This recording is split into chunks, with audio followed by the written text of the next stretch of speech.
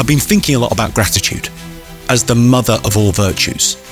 And I think, I'm right in saying this, I think you would give me everything you own in 25 years' time to be the age you are now and as healthy as you are right now.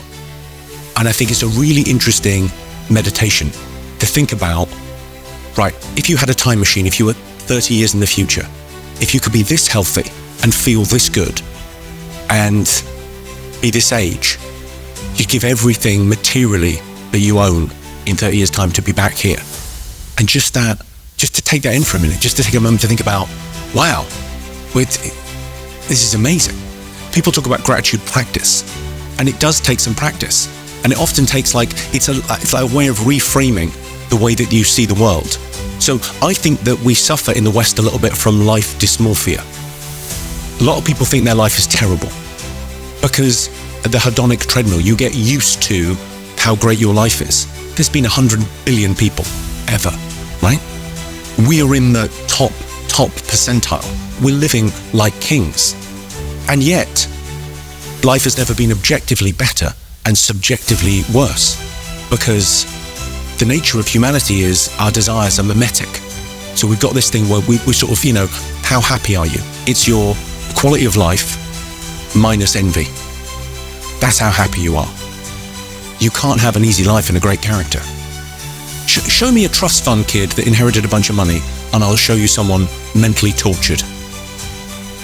Having stuff isn't fun. Getting stuff is fun, right? It's not the pursuit of happiness. It's the happiness of the pursuit. It's not like the journey or the destination. It's who you become on the journey. And here's the terrible thing about life. It's self-assignment. You have to decide what you're going to do, and you can take an easy path, and it's ultimately less fun. Or you take a hard path and you give yourself a challenge, and it's great. Well, make your life a little bit harder in the short term, and get somewhere. What should you do today that you tomorrow would be happy you did? You won't rise to your goals. You'll fall to your systems, whether it's the food you eat, the exercise you take, the work you do. And you can give yourself gifts in the future. What? Thanks me yesterday. I did something that was good. So you can time's going to pass whatever you do. You're not chasing the thing. It's you're enjoying the process. It's being. So I don't think you get self-esteem from the six-pack you get at the gym. I think you get self-esteem from being the kind of person that goes to the gym every day. Being the person that put that together is that's the enjoyable thing.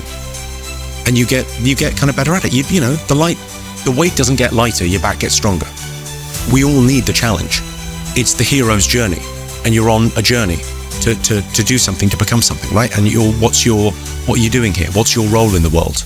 You'll always be looking ahead, right? So you've got something to aim at. You'll be chasing something, giving yourself maybe an artificial goal in the future, something to point you in the right direction. The immeasurable stuff is going to become much more important. We trade in life the measurable for the immeasurable. You trade work for, time with parents. It's tough to lunch with your parents as opposed to the job and the thing and the work and the I'm busy. And you only notice it when it goes to zero.